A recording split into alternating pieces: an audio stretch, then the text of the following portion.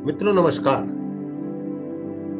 पिछले रविवार को हमने तीसरे एपिसोड में हमने आपस में साझा किया करण के दुर्भाग्य के क्या कारण थे। हमेशा उसे अभिशाप ही रहा। मित्र भी मिले तो पुण्य को छोड़कर वो पाप के गर्त में गिरता चला गया। उसे बहुत अभिमान भी हो गया था अपनी दानवीरता पर। शायद कहते ना कि अभिमान और मान के बीच में एक छोटी सी रेखा रहती है। वो शायद उस रेखा को लांघ गया था। उसे बहुत दंभ भी आ गया था शायद कि मुझसे बड़ा दानवीर कोई नहीं है। उसने ये भी ना सोचा कि जो दान के पात्र हैं वो ठीक है कि नहीं, वो पात्र है कि कुपात्र है। कुपात्र को दान नहीं दिया जाता क्योंकि वो उसका दुरुपयोग ही करेगा हमेशा। तो एक प्रकार से उसके पाप में हम भी साझा हो जाते हैं। फिर उसे मौके भी मिले। सर्पों का नरेश खुद उसके पास आया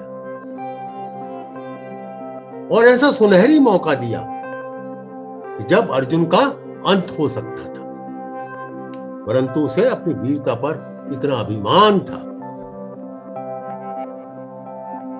उसने उसकी भी एक न सुनी।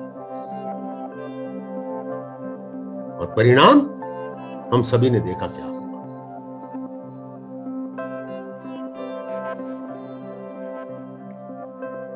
क्या करण की कथा यहीं समाप्त हो गई?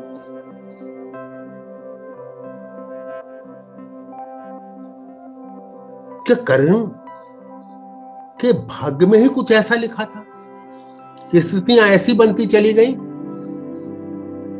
जिससे उसको भी आभास होने लगा था कि मेरा अंत नजदीक आ चुका है। एक एक कर ऐसी घटनाएं घटी जो उसे मृत्यु की ओर धकेलती चली गई। तो देखते हैं इस एपिसोड में कि करण के जीवन में उसके अंतिम क्षणों में कौन सी ऐसी घटनाएं थीं जिसने उन्हें मृत्यु की ओर धकेल दिया। क्या उसका बस था उनके ऊपर? ज्यादा प्रतीक्षा नहीं करते, आरंभ करते हैं अपना चौथा एपिसोड। और हां, यदि आपने इस चैनल को सब्सक्राइब नहीं किया है तो कृपया अवश्य कर दें। इससे आपको यह भी लाभ होगा कि जो एपिसोड आप देखने से वंचित रह गए हैं वो भी आप देख पाएंगे। आपका बहुत बहुत धन्यवाद। तो चलिए आरंभ करते हैं आगे की कथा।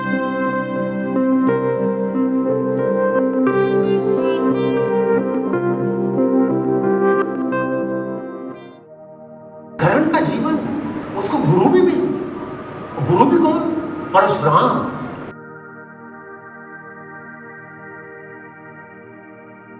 परंतु ये कैसा दुर्भाग्य कि शिक्षा तो दी उन्होंने, परंतु साथ में श्राप भी दे दिया कि जब भी वक्त आएगा तो अपनी सारी विद्या भूल जाए। फिर उसके साथ उसे गौहत्या का पाप भी था। कहते हैं कि उसके हाथ से एक बार एक गौ की हत्या हो गई थी तो उस ब्राह्मण ने श्राप दिया था कि जैसे इस निरी गाय को तूने मारा है, इसी प्रकार एक दिन तेरा भी अंत हो। एक एक करके उसको सब याद। उसे याद आया कि उसे तो भूदेवी ने भी श्राप दिया। शायद यही कारण था जिसके कारण कीचड़ में उसका पहिया फंस गया। फिर उसको दुर्योधन की बातें यादें आने लगी कि द्रौपदी का अपमान, अभिमन्यु की अबोध बालक की हत्या, क्या कभी उन पापों से मुक्त हो पाएगा? वो सोच ही रहा था। तब तभी उसे याद आई आज की घटना, आज प्रातः उसके साथ क्या हुआ। युद्ध में जाने से पहले वो अपने महारानी के महल, सुप्रिया महारानी थी, उनकी 2 रानियां थी, सुप्रिया के महल में पहुंचा। सुप्रिया एक देश की राजकुमारी थी और दुर्योधन की पत्नी भानुमति उसके मित्र थी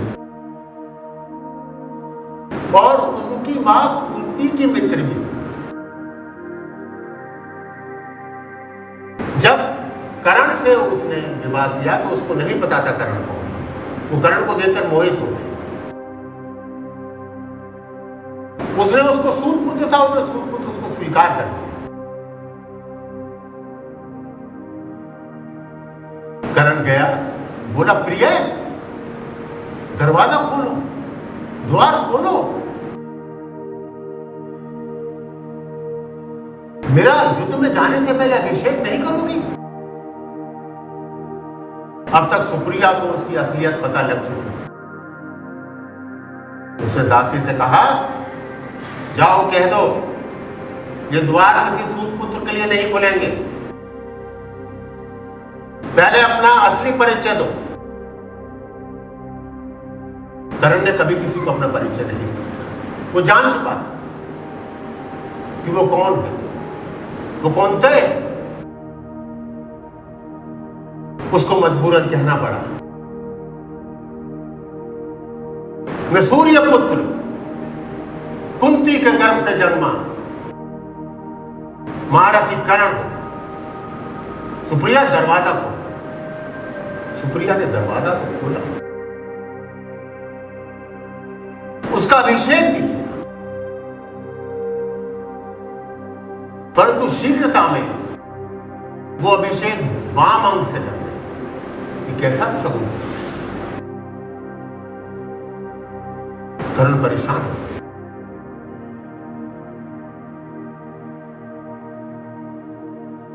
वो समझ गया था कि आज अंत आ चुका है। बोला, प्रिय आज रात्रि में मेरा प्रतीक्षा ना कर, आज मेरा अंतिम युद्ध है, आज मेरा निर्णायक युद्ध है। फिर उसे एक और घटना याद।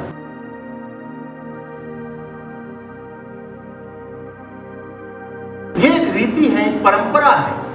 हम लोग भी जब आपस में मिलते हैं या जाते हैं तो कहते हैं सी यू, या बाद में मिलेंगे या फिर मिलेंगे। खाली विदा नहीं कर देते, ये नहीं कहते थे अलविदा, हमेशा ये कहते हैं फिर मिलेंगे। या अंग्रेजी में कहते हैं सी यू, वो फिर दोबारा एक बार मिलेंगे। उसी प्रकार से परंपरा थी, या आदिकाल से परंपरा चली आई है कि जब भी कोई राजा अपने सेनापति को युद्ध के लिए भेजता था तो आशीर्वाद देता था, विजयी भव, और विजयी होकर लौटना। आज क्या होगा?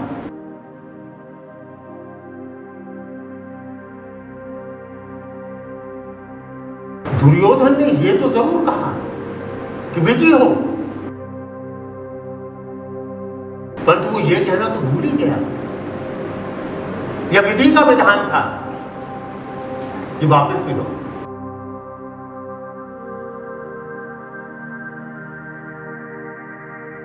अब उसको पूरा विश्वास हो चुका था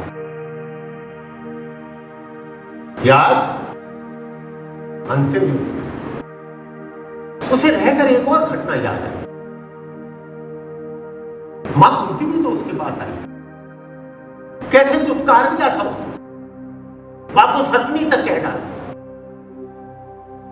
काश उसने उसकी बात मान ली होती, तो वो भी कौन थे? होताग्रज, राज का स्वामी।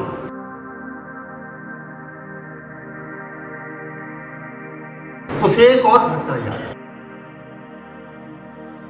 कृष्ण भी तो स्वयं आए थे उसको समझाने के लिए। कृष्ण ने ही सबसे पहले रहस्य खोला था कि तू अधीरा तो राधे का पुत्र नहीं है, तू कुंती का पुत्र है। और कुंती किस लोक लाज के कारण तुझे अपना नहीं पाई थी।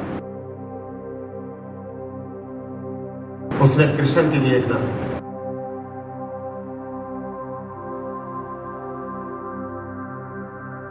काश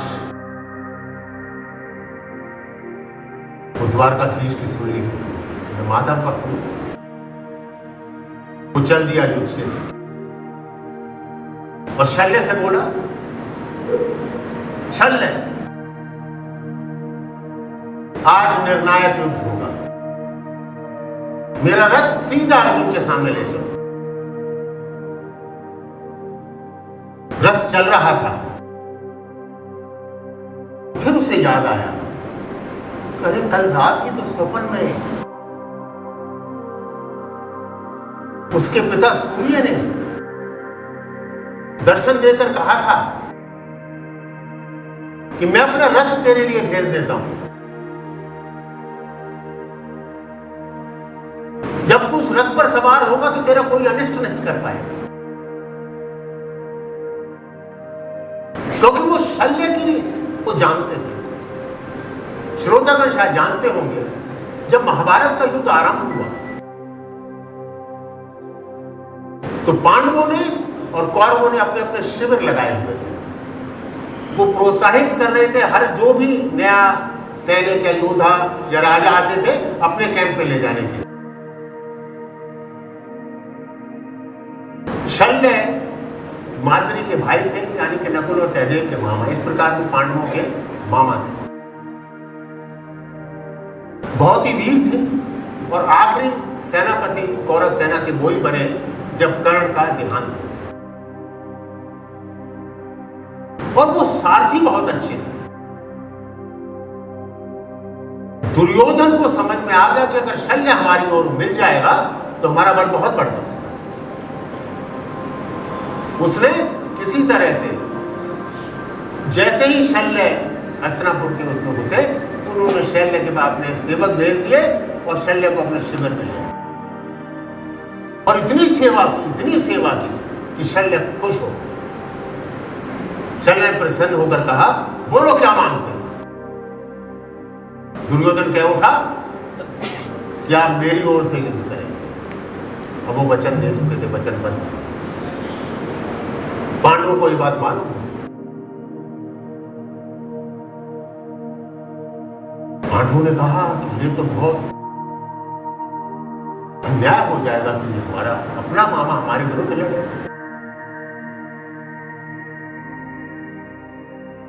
युधिष्ठिर शल्य के पास पहुंचे और कहा कि मामा ठीक है, आपने वचन दिया है, आप कौरव की ओर से लड़ेंगे और कर्ण के हम सभी जानते हैं सारथी रहेंगे, पर हमारी आपसे केवल एक विनती है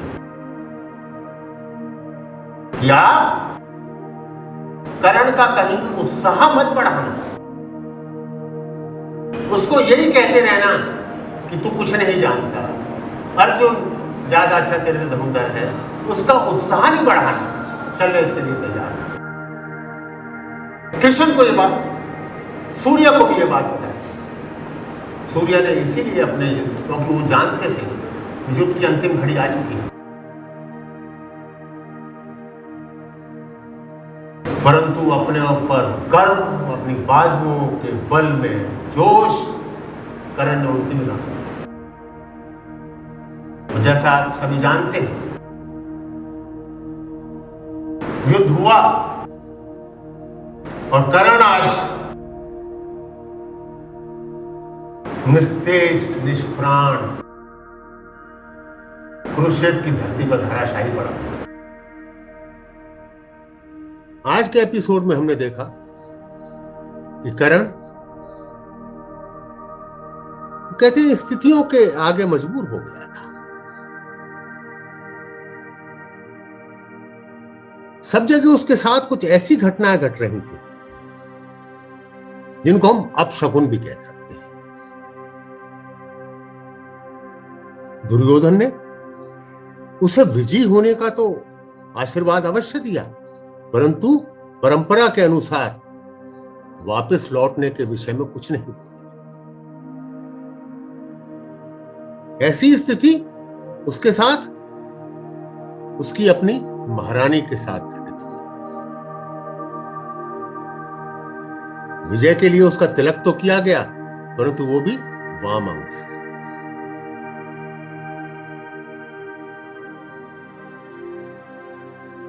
उसको सारथी भी ऐसा मिला जो खुद बहुत बड़ा योद्धा था, परंतु उसने भी कभी भी कर्ण का उत्साह नहीं बढ़ाया। सारथी का कर्तव्य होता है कि वो अपने रथी का उत्साह बढ़ाए। जिस प्रकार कृष्ण अर्जुन का हर जगह उत्साह बढ़ाते रहे, यहां बिल्कुल उसके विपरीत ही। और कर्ण अपने अंत के निकट आ पहुंचा, वेदना और संताप से भरा हुआ। क्या यही उसका जीवन था? क्या कर्ण अपने आप कुछ करने में सक्षम नहीं था? क्या वो जीवन अच्छे कर्मों से सफल नहीं बन सकता था? या उसने अपने आप को गर्त में गिरने दिया और सदैव यही कहता रहा कि मेरे साथ अन्याय हुआ है?